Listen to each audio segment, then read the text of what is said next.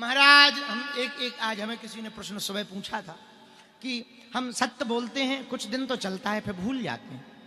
हम कहा आदत है, आदत तुम्हें झूठ बोलने की आदत पड़ी है, तो वो अपने आप घूम फिरा करके वही आएगा। जिसको जो आदत हो वो आदत तो आदत ही होती है।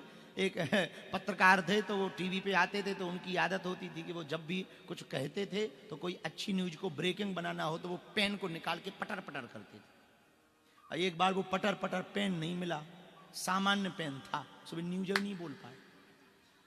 तो हमने पूछा क्या बात है, आज कुछ गड़बड़ा? बोले कुछ गड़बड़ा नहीं गया, पटर पटर वाला पेन नहीं था, हमारा हाथ वहीं जा रहा था। एक ऐसे ही कोर्ट में वकील की वो कभी हारा ही नहीं, लेकिन उसकी एक आदत थी कि वो जब भी जज के सामने खड़ा होता था तो वो अपने जो है बटन में उंगलियां घुमाता था बटन पे। तो दूसरे वकीलों को कमी पता लग गई, तो उन्होंने क्या किया कि जो कपड़ा साफ करता था उसको सेट किया। बोले एक काम करो, कुछ नहीं करना, बस आज कोर्ट में बटन मत भेजना। तो उसने बटन निकाल दिया और जैसे ही वो कोट पहन के आया और जज के सामने जजमेंट शुरू है, वकालत शुरू हुई, तो उसकी आदत थी जैसे ही उंगलियां डाली वहां पे कोई बटन ही नहीं, बटन नहीं, सोच केस हार गए। तो बड़े हैरान। तो किसी ने पूछा पहली बार केस हारे, कारण क्या? बोले कारण कुछ भी नहीं है, हमारा ध्यान यहां था कि आज बटन कहां गया। आदत है, आदत तो आदत होती है, आदत तो आदत होती है। तो आदत जैसी शरीर को बना लोगे वैसे ही आदत रहेगी। अब आदत झूठ की है तो आप कितने ही सत्य बोलने का प्रयत्न करोगे झूठ, पर उपाय क्या है? बार बार जब हम प्रयत्न करेंगे, महापुरुष कहते हैं करत करत अभ्यास के जड़मति होते सुजान, रसरी आवत जायते सिल पर परत निशान। बार बार अभ्यास करने से जब पत्थर पर निशान पड़ जाते हैं तो बार बार प्रयत्न करने से हमारे मन, विचार, वाणी भी सत्यमयी हो जाएगी। बार बार प्रयत्न करने से सत्यमयी हो जाएगी। पर बार बार बैठना पड़ेगा, बार बार मन को समझाना पड़ेगा।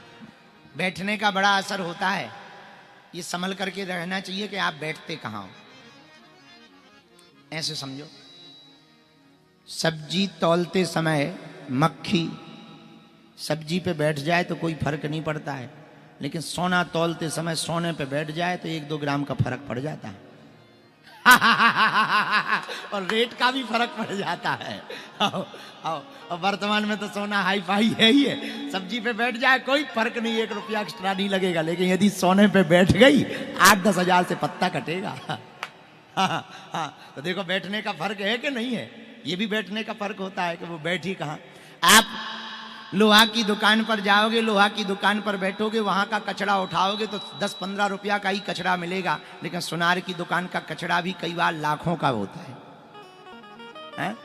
इससे सिद्ध होता है कि हम यदि बैठने की जगह ठीक रखें, कहां बैठना चाहिए, तो हमारी इज्जत और औकात बढ़ जाएगी। हमसे कोई पूछे कि श्रेष्ठ जगह बैठने की बताओ, हमें लगता भगवान की शरण में बैठें, जिनकी शरण में पूरी दुनिया आती है, अपने आप तुम्हारी इज्जत बढ़ जाएगी।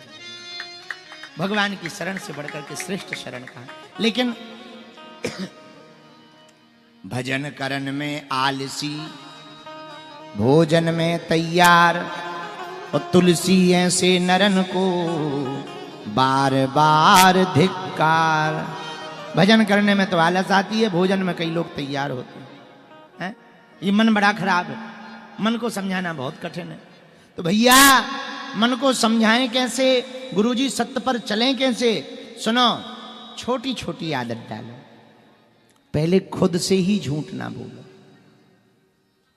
खुद से ही झूठ ना बोलो, फिर दूसरों से नहीं बोल पाओ।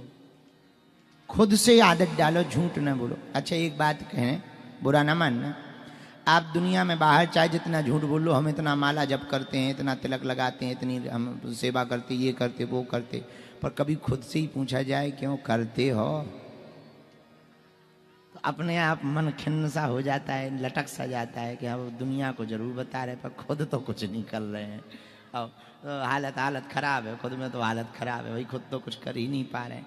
तो दुनिया को तो हम लोग कुछ भी कह सकते, खुद को कुछ नहीं कह सकते, क्योंकि खुद को पता रहता बाहर लोग तुम्हारी महिमा गाए, अरे भाई बहुत सरल आदमी, बहुत अच्छे आदमी, देखो ना कितना सज्जन आदमी है, कितना सज्जन है। और खुद से ही पूछा जाए तुम सज्जन हो, अपने से पूछो, तब मन में तो लगता है कहाँ सज्जन है।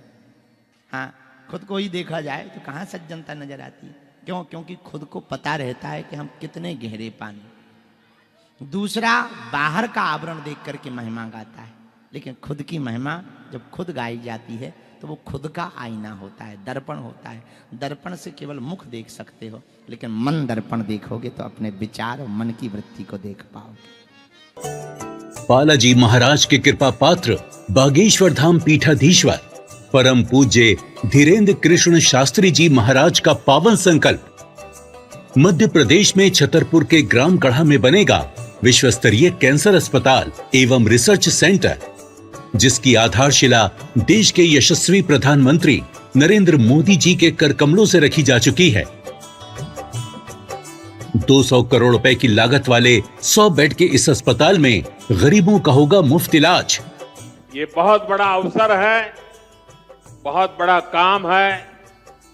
संकल्प बड़ा हो, संतों के आशीर्वाद हो, प्रभु की कृपा हो, तो समय सीमा में सब पूर्ण होता है। हमारे प्रियजनों, बागेश्वर धाम पूरे भारत के लोगों, अभी तक अस्पतालों में मंदिर थे, अब मंदिर में अस्पताल होगा। कैंसर हॉस्पिटल निर्माण हेतु सहयोग देकर पुण्य के भागी बने।